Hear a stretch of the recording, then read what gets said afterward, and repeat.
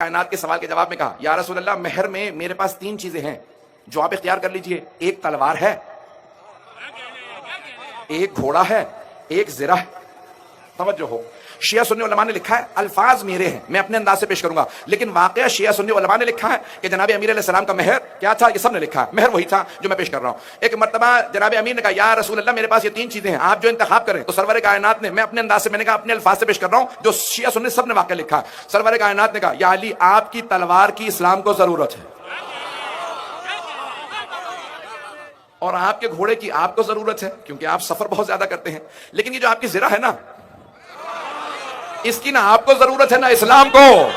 بھائی زرہ وہ پہنے جس نے میدان سے بھاگنا ہو۔ مکمل کر دوں، سرور کائنات نے کہا یا علی آپ کی زرہ بیچ دیجئے، جو بھی اس کی قیمت ملے وہ میری بیٹی کا مہر۔ ایک مرتبہ ایک صحابی نے جناب امیر کی زرہ کو ہاتھ میں لیا، کہا کہ کوئی ہے جو علی کی زرہ کو خریدنے والا ہو؟ بہت غربت کا دور تھا، فقر و فاقے کا دور تھا۔ ایک صحابی نے کھڑے ہو کے کہا میں 500 درہم دوں گا۔ درہم یعنی چاندی کے سکے، سونے کا سکہ دینار کہلاتا تھا، چاندی کے 500 سکے بہت یعنی کم مہر۔ تو پیغمبر نے فرمایا سب سے خوش قسمت وہ بیٹیاں ہوتی ہیں جن کا مہر سب سے کم ہوتا۔ ایزان گرامی، لیکن یہ دنیاوی ہے مہر جو میں پیش کر رہا ہوں۔ تو ایک مرتبہ سفینۃ البحار، شیخ عباس قمی کی سفینۃ البحار میں باب مہر فاطمہ، وہاں سے 2 جملے پیش کروں گا، لیکن پہلی بات کو مکمل کر دوں۔ کہا کہ یا علی یہ مہر ہے 500 درہم، 500 درہم صرف آپ نے اپنی زرہ بیچی اور وہ مہر دیا۔ پیغمبر نے اس سے ایک چکی لی، کچھ برتن لیے، ایک بچھونا لیا، ایک بستر لیا، ایک تکیہ لیا، کہا یہ میری بیٹی کا جہیز ہے۔ اب سمجھ میں آیا کتنا آسان ہے اسلام میں شادی کرنا۔ عزیزان گرامی، میں جملہ پیش کر رہا ہوں۔ چھٹے امام سے پوچھا کہ مولا آپ کی دادی زہرا کا مہر کیا ہے، مہر کتنا تھا؟ تو جناب امام صادق نے کہا وہ جو تم نے سنا ہے نا 500 درہم، 500 چاندی کے سکے، کہا وہ دنیاوی یا فرشی مہر تھا، وہ فرشی مہر تھا۔ کہا عرشی مہر میں بتاتا ہوں۔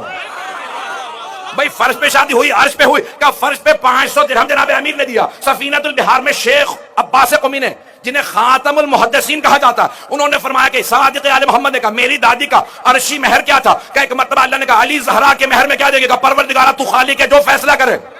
کہ پھر زمین کا تیسرا حصہ زہرا کے مہر میں ہے۔ توجہ، کہ زمین کا تیسرا حصہ زہرا کے مہر میں، جنت کا چوتھا حصہ زہرا کے مہر میں، جہنم کا 5واں حصہ زہرا کے مہر میں۔ جسے چاہے فاطمہ جنت میں بھیجے، جسے چاہے جہنم میں بھیجے۔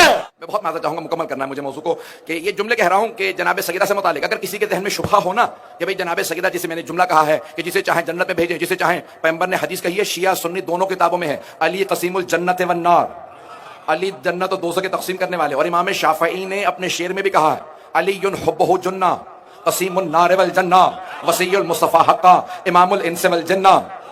ترجمے کا وقت نہیں، امام شافعی کی ربائی میں نے سنا دی ہے، تو تاکہ کیونکہ شیعہ سنی موجود ہیں میں اس لیے پیش کرتا رہوں گا، کوئی بھی اختلافی بات نہیں پیش کروں گا، جو مشترک ہے جو متحد ہے وہی پیش کروں گا۔ توجہ ہے میرے ساتھ عزیزان کرام؟ عزیزان کرام، جناب صادق آل محمد نے کہا، جملہ میں مکمل کرنا چاہتا ہوں، اسی پہ آج کی مجلس تمام جتنا میں مسائل پڑھ سکوں گا پڑھوں گا۔ امام نے فرمایا کہ زمین کا تیسرا حصہ میری دادی زہرا کے مہر میں ہے، زمین کا تیسرا حصہ۔ جب سائنس نے ترقی کی اور 20ویں صدی ہجری آئی تو سائنس نے دریافت کیا کہ زمین 2 حصے پانی ہے، 1 حصہ خشکی ہے۔ توجہ، سارے مجمع کی توجہ ہو۔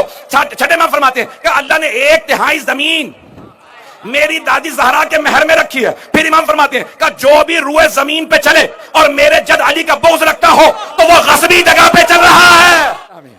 بات پہنچ گئی؟ ایک اور جملہ میں کہہ دوں، حدیث کی تشریح کر دوں اگر سننا چاہے۔ امام فرماتے ہیں جو بھی روئے زمین پہ چلے اور میرے جد علی کا بغض رکھتا ہو وہ غصبی جگہ پہ چل رہا ہے، کیونکہ یہ ساری کی ساری زمین میری دادی زہرا کے مہر میں چلی گئی ہے۔ تو اب میں تشریح میں ایک جملہ کہہ رہا ہوں امام معصوم علیہ السلام کی، کیونکہ امام سمندر کو کوزے میں بند کر دیتے ہیں، تو اب میں پیش کر رہا ہوں امام کے جملے کی تشریح میں ایک جملہ۔ عزیزان گرامی، شیعہ سنی تمام فقہاء نے فقہی مسئلہ لکھا ہے، غصبی جگہ پہ نماز بھی قبول نہیں ہوتی۔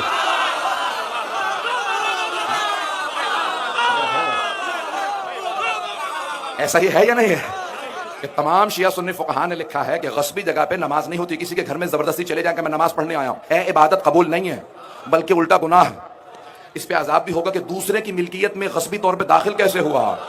اب سمجھ میں آیا علی کی ولایت کتنا بڑا مسئلہ ہے۔